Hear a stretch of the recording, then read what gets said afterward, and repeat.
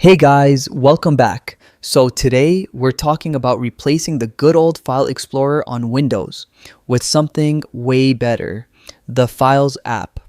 Alright, let's get started. So you might be thinking, isn't File Explorer fine? Well, not really. It hasn't changed much in decades. Files, on the other hand, feels fresh, modern, and actually useful. One of the biggest upgrades? Tabs.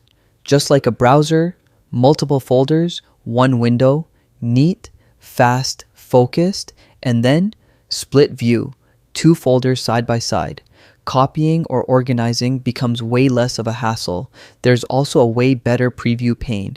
You can scroll through PDFs, Word docs, even PowerPoints right inside the app.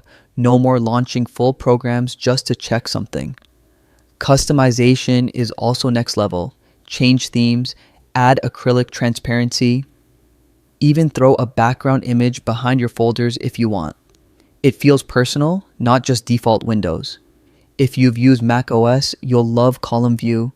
Scrolling through nested directories is just smoother and faster.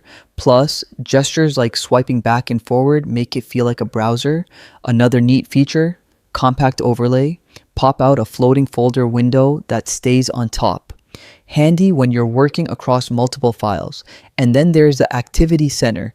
It logs all your actions, so if something fails, you'll know exactly what happened. Best part?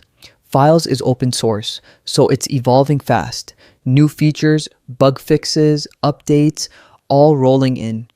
And you can grab it free from their site or pick it up from the Microsoft Store for around $7 to support the devs.